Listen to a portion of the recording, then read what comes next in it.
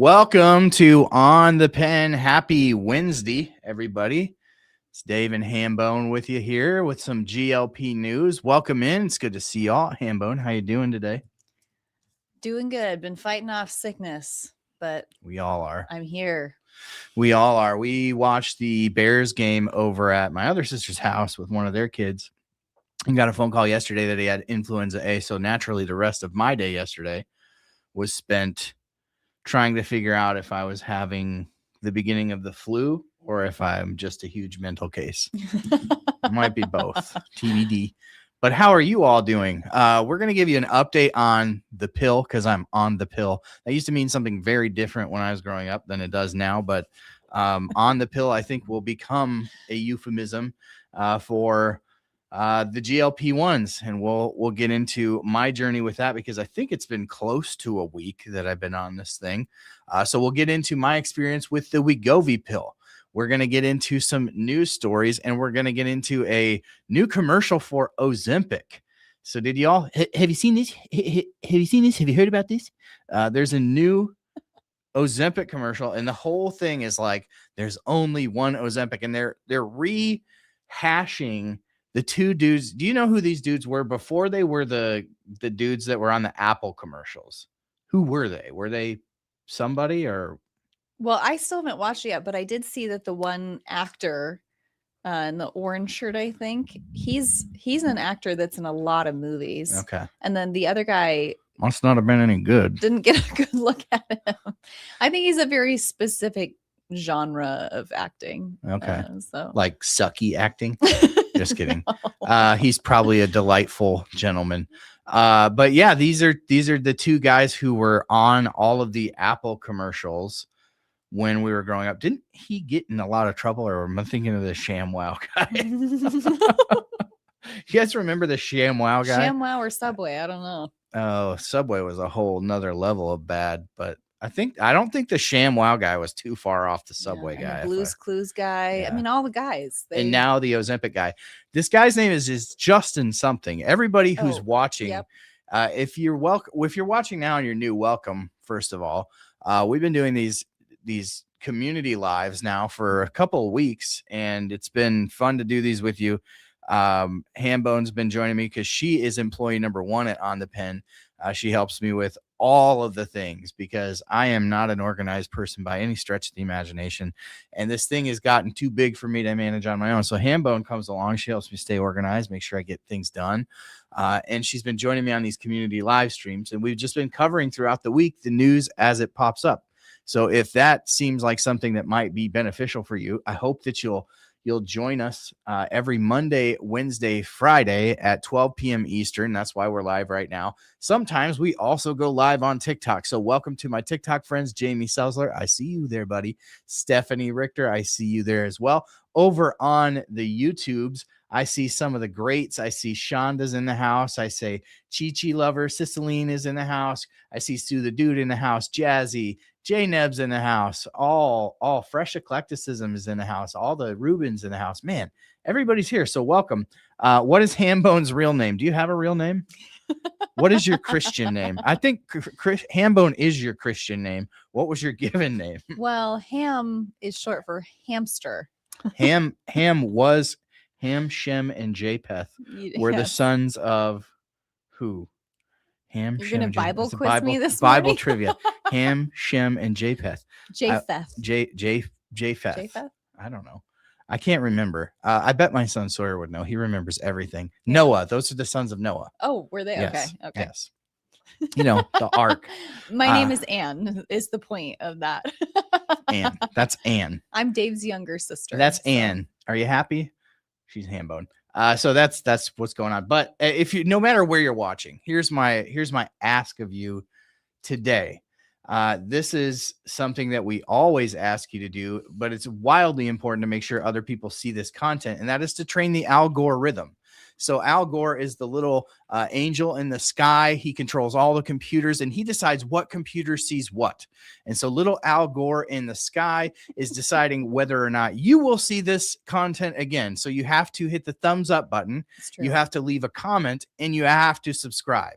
So train little Al Gore and he will delight you every day with on the pen content, because again, we're live every Monday, Wednesday, Friday at 12 p.m. Eastern, covering all things obesity medicine news. So the first thing that Ham put together for us today was this Ozempic commercial. Now, I already watched this thing, Hambone. You haven't watched it, right? No, this is a first time. You are a Ozempic live reaction commercial live reaction noob. So this commercial is something else. The first thing I noticed about this commercial was that Sue the Dude said, make sure I point in the wrong direction. I never know which direction to point if I'm pointing at something on the screen. This is a 3-minute and 21-second commercial. You can probably see that if you're watching over on YouTube. You get a lot more if you watch over on YouTube. You can actually see Hambone. You can see the screen that we're about to play. So watch it over on YouTube. It's better experience. You can find it in my link tree at otplinks.com.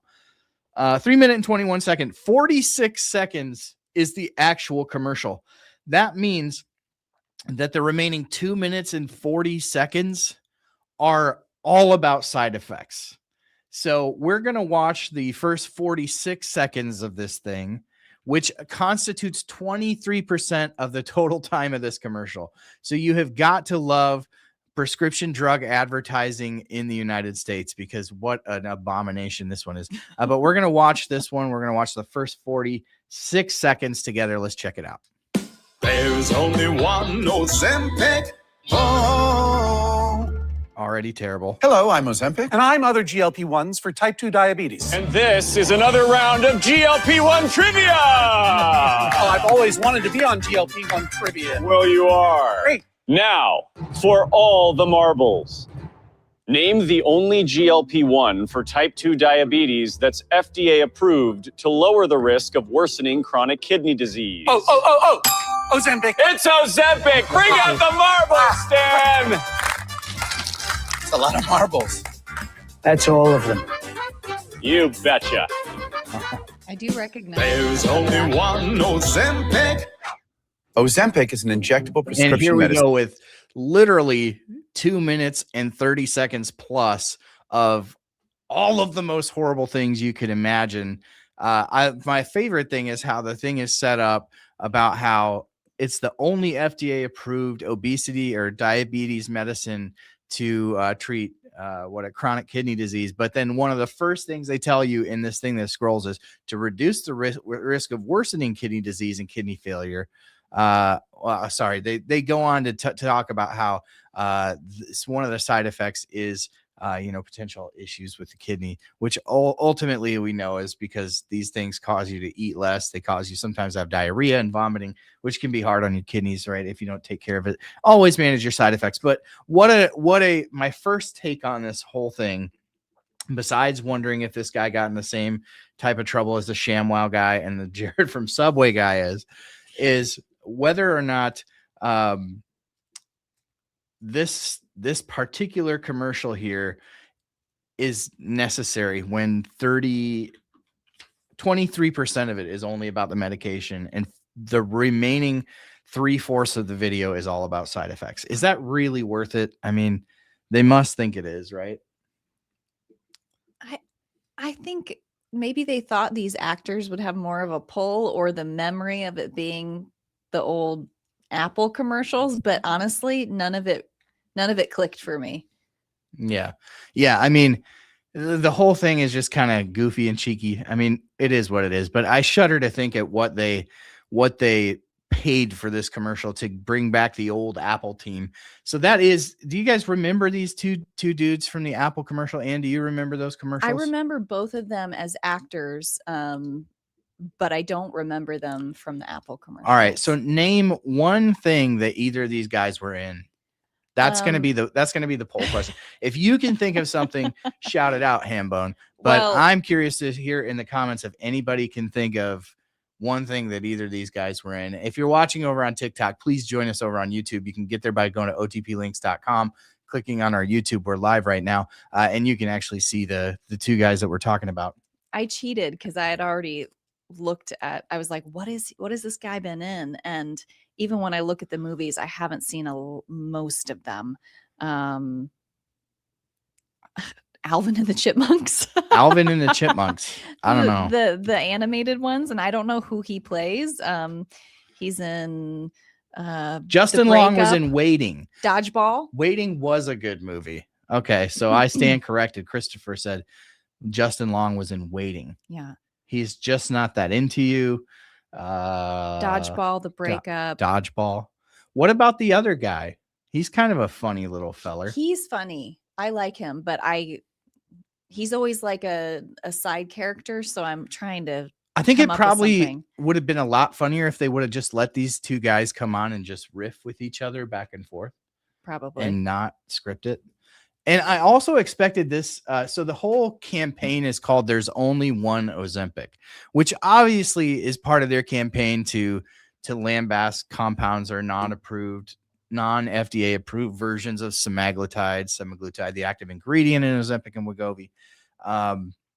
But yeah, these guys are the ones that were 20 years ago in the Apple commercials. Looks like Jamie just became a new member over here on YouTube. So thank you, Jamie.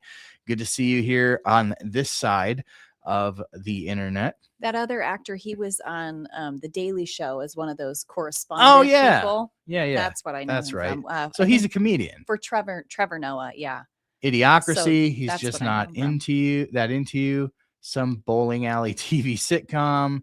Yeah, he's got a very broad smattering of. You different don't types know of John movies. Hodgman? I don't. I apparently you do though. Let's see here. Justin Long was in Waiting. Yeah, so that's pretty good. Like people came up with those pretty quick, but you all have access to Chat GPT like on the fly. So Yeah. I hope that you all weren't cheating. Or just watch more movies than we do. Or watch more movies, or can remember, because I watched most of those movies at some point, but they probably weren't the main characters. But Waiting, I worked. One of my favorite things to talk about that's non-GLP-1 related when I go on here is how I was a employee of the Olive Garden for many, many years. The OG, slinging soup, salad, and breadsticks like my life depended on it. And actually, it was during that time. So I was working 80 or 90 hours a week when I was at Olive Garden, but it was during my time at Olive Garden where I gained like 100 pounds. Oh, really? Oh, yeah. Wow. And the thing is, like, I wasn't like really eating like a lot of pasta, but I would eat some of the non-pasta dishes that they had there. Very And I ate there very high fat. Yeah, I ate there for like 2 meals a day, many days. And I'm sure I had a breadstick or two during my time there. Jeepers Creepers, that was another one. Okay. Well, That would have been one I would have not watched because I don't watch anything scary. yeah. Sue the Dude said Jeepers Creepers was terrifying. Who's the MC of the commercial? Anybody? I think it was John Hodgman, according to somebody in the chat. Oh, maybe. No, that was the other contestant, the host. I don't know him. Brian Rants About Stuff. Welcome. Good to see you here, buddy. I hope you're doing well. It's been a while since I've seen you, so I hope you're doing good, buddy. He said that they must have paid Justin Long well because he's had a good career and didn't need any of this crap. But maybe they just gave him Ozempic. He doesn't look like a fella who probably needs it unless he has diabetes, but who am I to judge? But if they would have offered me a lifetime supply of Ozempic, I may have gone on and said just about anything. So real question from Jamie Selzer. How many breadsticks did you eat every day? I would have done 25 a day. See, I was never a huge fan of the breadsticks. I always thought that the Olive Garden breadsticks were wildly overrated for what they were. They came in these bags. They were frozen. You They saw just how got- the sausage was made. I think I mean, the sausage was good. The sausage, like they made all the soups from the scratch. Zupa, you The mean? Zupa soup, the sausage was, I still make Zupa to this day. As a type 2 diabetic, here's a little life hack. I make it with cauliflower instead of potatoes, and my kids love it. Oh yeah. I guess Justin Long dated Drew Barrymore for a while. Well, Okay. we're getting all of Okay. the details here, and I love it. I'm loving this. But I bet, I would have, when I would have a breadstick, Jamie, this is the problem. I would have it with Alfredo sauce. Looks like Ella's not leaving. Anna Ella's alone making for her the- appearance for the She's a good girl. live, She's a goody. our good. office dog. She is a good girl. Yeah. So, I mean, the breadsticks were overrated, but the Zupa, not overrated. The No. salad was very good too. I ate a lot of that salad. Yeah, that dressing, which So- I'm sure is full of seed oils. Oh yeah, seed oils are probably fine though, right? I keep seeing this video on Instagram of how seed oils are made. And it's like this disgusting video that's sort of leading you to guess what they're doing on the video. Oh, And then at the end, you find they're processing seed oils, and it's pretty nasty. Yeah. I don't know if it's real. I don't It's know. probably A lot of AI. the research that I've read about that, it's mostly just the processing. So it's not inherently that seed oils are bad. It's how they're processed. Then they become bad. Something that they're not. Yeah. So cold pressed is the way to go. Cold press is the way to go. In my experience. We're gonna get into uncharted territory like we did last time. But I felt like what I expected from this campaign on Ozempic was really for them to go directly after compounds, which they didn't. They mentioned, that they were the only FDA approved treatment for a couple different things, which was interesting. There was a story. This is another sidebar, but there was a gal who I worked with. God rest her soul. Her name was Carrie, and she was delightful. She was the best, one of the best coworkers that I ever had, just in terms of how fun she was to be around. If you're going to be around somebody all day, every day, and she would eat those salads, but she did something that I'd never observed another human being doing before. And she would take you guys remember the long sugar packets from Olive Garden? Like, they'd be at the table and they were for your tea. They're just these long, skinny sugar packets. She would take them and she would put sugar around the rim of her tomatoes. Have you ever seen anybody do that before? It might have just been a Carrie thing. Okay. I don't know. I'd never seen anybody do it before. It made me laugh every time. And then she would also, because at an Olive Garden, you're very distinguished as a manager. So you had to wear a nice button-up shirt. And the outfits were expensive, especially compared to what they paid you. But she would put a bib on every time she would eat, too. One of the kids' bibs. She was just hilarious to work with. But yeah, that's my Olive Garden story. But yeah, let me know what you thought of the video here in the comments. I'm going to spare you the additional 2 minutes and 30 seconds of that thing. But very, very interesting. Novo's rolling out this new campaign against, well, not really against anything. I expected it to be against compounding, but just talking about there's only one Ozempic, and sort of getting that brand name back out there. They're definitely losing a ton of ground, even in the obesity market, to Mounjaro. So they have some indications for Ozempic and Wegovy that they don't have for tirzepatide. So I'm sure they're going to continue to highlight those. They're just Novo's being more aggressive in general. With the launch of the new Wegovy pill, you can barely move online without having that pill advertised by somebody, whether it's a telehealth company or whether it's Novo Nordisk themselves. They've been very aggressive with the marketing. I myself started this pill like a week ago, and it's been a weird journey, right? Because I made the decision at this point. It was kind of twofold. Like, I wanted to go off of Mounjaro completely for a while. I did it back like a month and a half ago, 2 months ago, and it was terrifying because the food noise came in super strong. But part of that was like, I just didn't have the Wegovy quick enough, I think. Anyways, this time around, I'm doing the pill. I've been off Mounjaro for close to a month now, I think.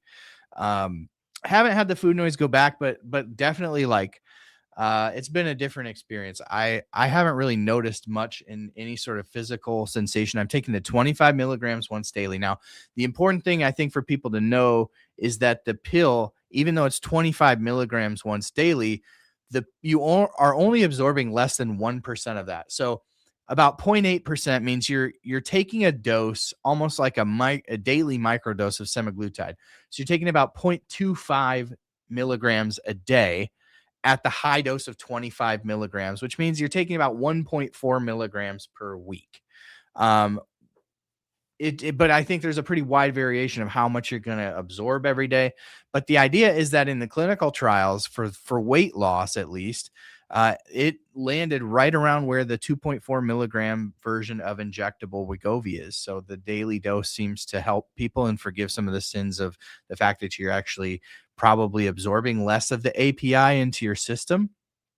I could be doing the math wrong there, but I don't think that I am. I was not math checking you. Yeah, so somebody should math it was check all me on going that. like I did this. it briefly on my calculator last night. I was trying to figure this out. But generally, I don't feel anything. I don't feel nauseous. I don't feel I certainly don't feel super hungry, but I also haven't, at least to this point yet. Now it's building up in your system because the half-life of the active pharmaceutical ingredient is still 7 days. So you're taking, let's say you're absorbing of that 25 milligrams, 0.25 a day. You're building because that 0.25 you had yesterday has a half-life of 7 days. So it's still in your system the next day and the next day and the next day as you're adding more. So you're kind of building up the amount of medication in your bloodstream. So I don't know that I have a full update on the full experience quite yet, but I think in another week or so I'll know. But I haven't had nausea. I haven't had any fatigue. I feel just generally, I have to say, my physical body, my mental state, everything feels for me, and I realize this is not going to be the same for everybody, but it just feels better than I felt on the high dose of Mounjaro. Now, I should also say, as a type 2 diabetic, I have been eating low carb to not send my blood sugars skyrocketing. I didn't want to take a big break off of 15 milligrams Mounjaro, go to a lower less less bioavailable dose of semaglutide and then have my blood sugars skyrocket. So I've been controlling it with diet. So I gotta say I've been feeling great. Physically, I've been feeling better than I felt in a long time. So I'll probably stick with it. We all know, even at the high dose of Mounjaro, it wasn't like the Mounjaro was helping me lose a lot of weight. I think it was helping me maintain what I've lost over time, but so far I'm holding from a weight standpoint where I started with the Wegovy and where I ended with the Mounjaro. So I'll keep you posted on how that continues to go over the next couple of weeks, and I'll definitely do a big update video. So that's part of the reason why you need to like and subscribe and do all those things. I think it'll help. But I do think that if that's my experience as a diabetic, I think jumping into the high dose as somebody who's been on the 15 milligram dose of Mounjaro for a long time, and I'm maintaining, it is a pretty good sign for how it's going to treat other people. So if you are somebody who's started the Wegovy pill, I'm curious to hear from you and to hear your thoughts are, what your thoughts are on it. But it's been decent so far. So that's the update on the pill.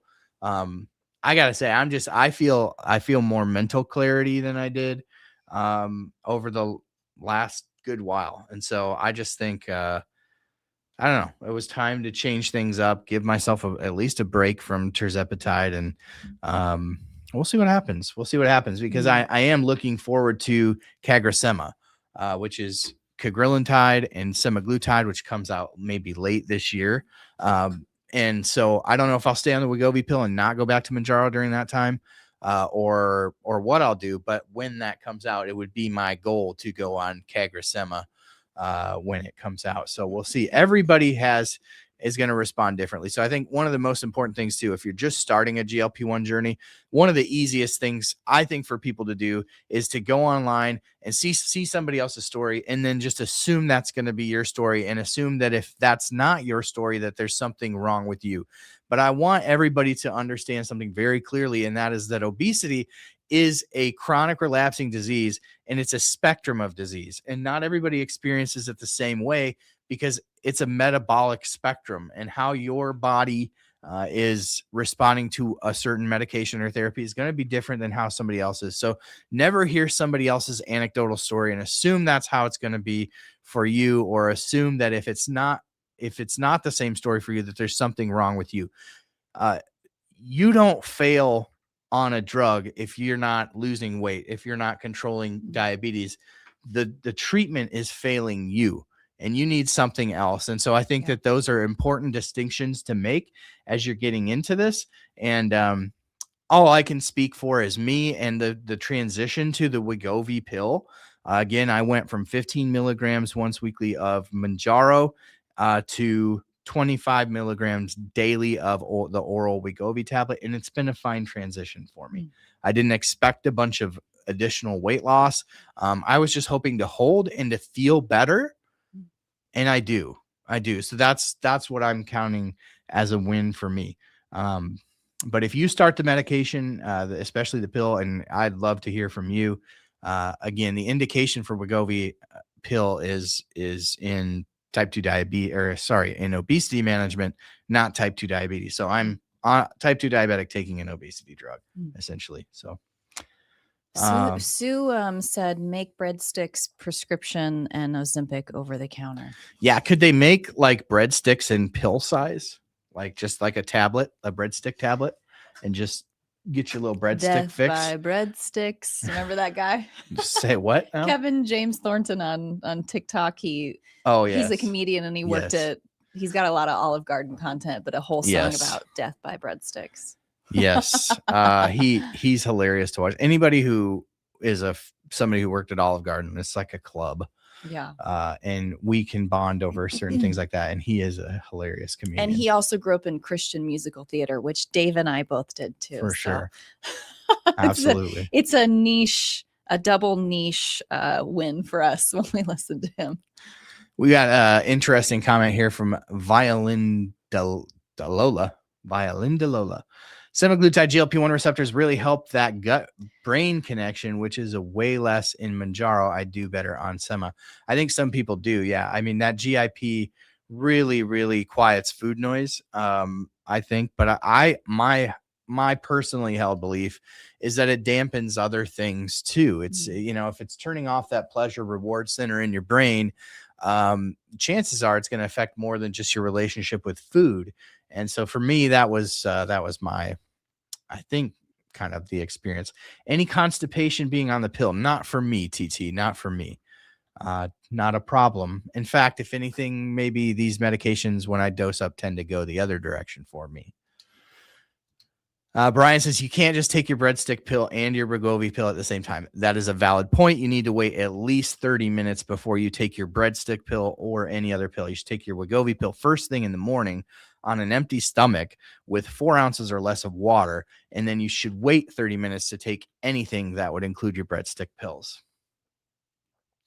That would include that. So there are some other interesting stories here.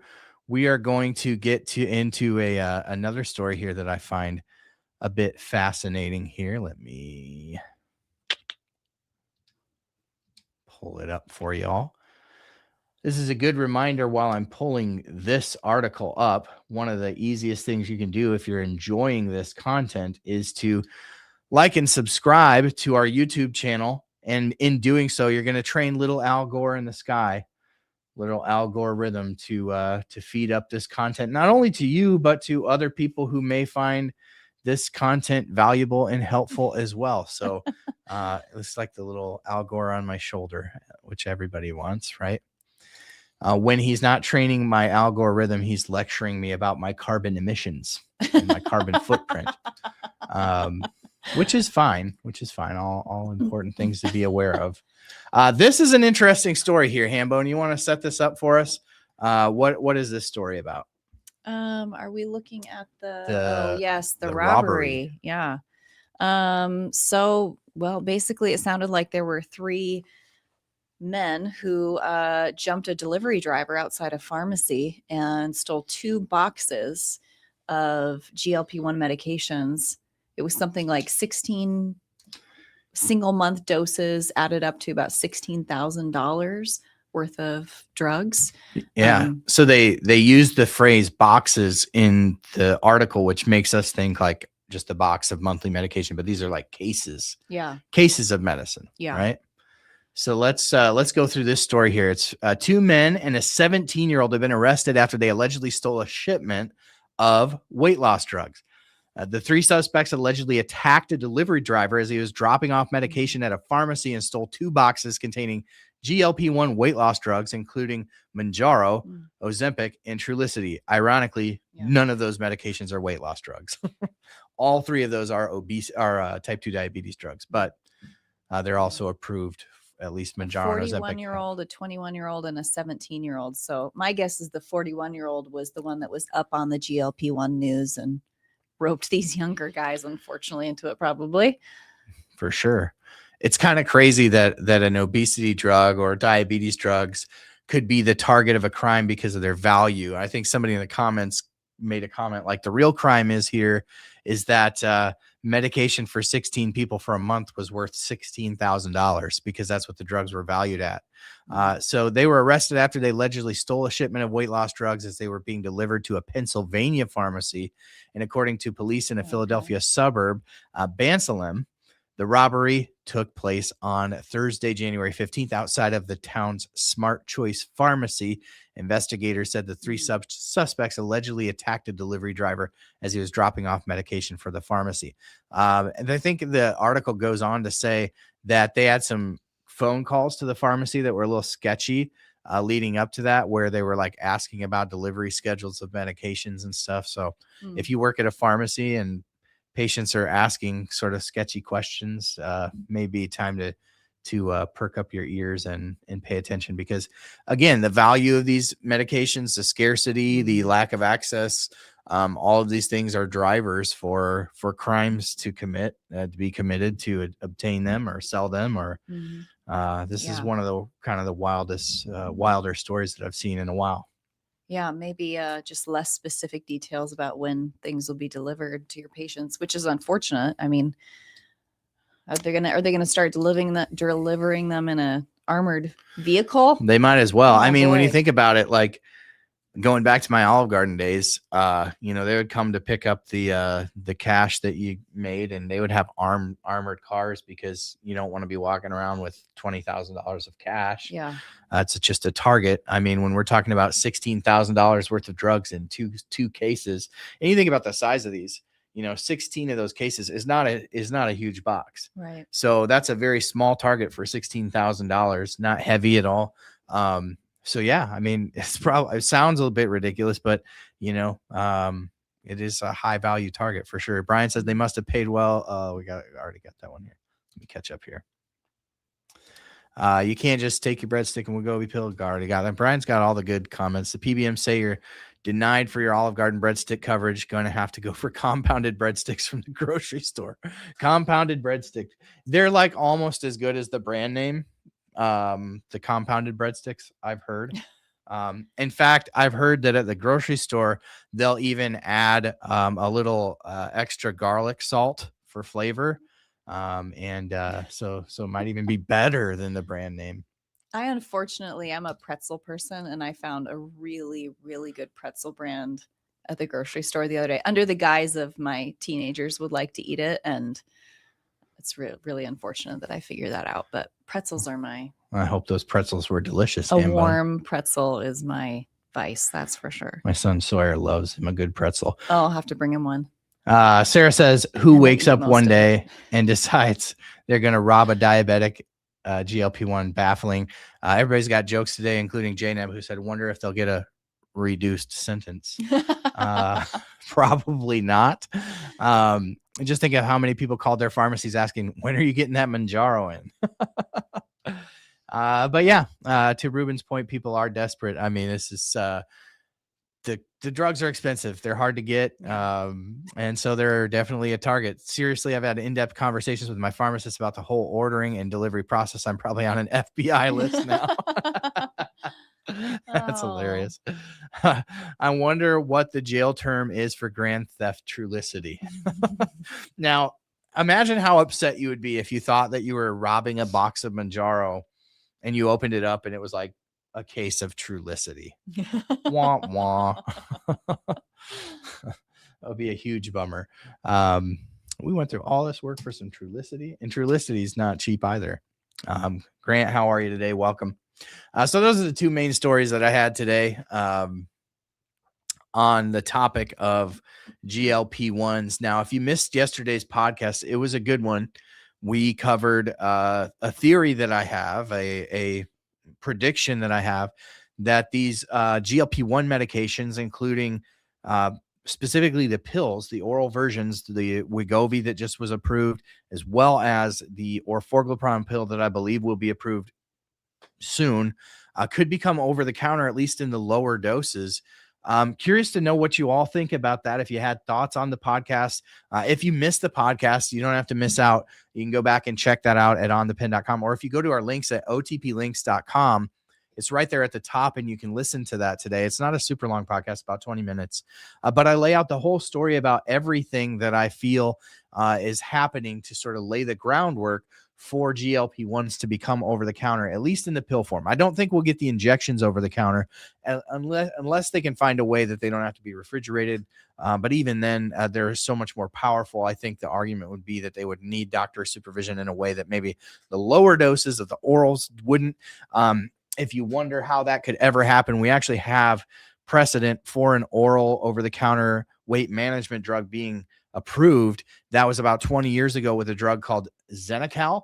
It was 120 milligrams 3 times a day, and it helped people to lose a good bit of their weight by absorbing the fat that people eat in their diet, about 30% of the fat. And so they took that, they halved the dose, so they made it 60 milligrams 3 times a day and put it over the counter. It's a drug called Ally, which you can still get, and you can get that over the counter. So I don't think it's super far-fetched when you look at the side effects for that medication to think that early lower doses of GLP-1s could be available over the counter as a way to increase access to the medications, maybe as a gateway to get people in and comfortable with the idea of treating their medication, treating obesity with medication, and then hopefully getting into the doctor maybe for some of those higher doses. This is all just me sort of theorizing about what could happen. But I'm curious to hear from the community if you think that this could be something that's happening. I think this could possibly be something that we see happen in the not too distant future. Fresh eclecticism said injectable medications will never be over the counter. Yeah, I don't know. I mean, there's certain medications that you can get over the counter now that used to be prescription that you still have to get, that's behind the pharmacy counter because of different reasons, and they're more trackable and things like that. I don't know that I would never say never, but everyone's entitled certainly to their opinion. Sue said it will happen unless a new FDA just wants to be vindictive. I think that you're going to see a lot of that. I think when the administrations change, because there's been so much controversy, which obviously we're not going to get into on this channel, but I think there has been definitely an openness from this administration, this FDA, to moving things to over the counter. We saw Dr. Marty Makary, who's the commissioner of the FDA, come out this past week.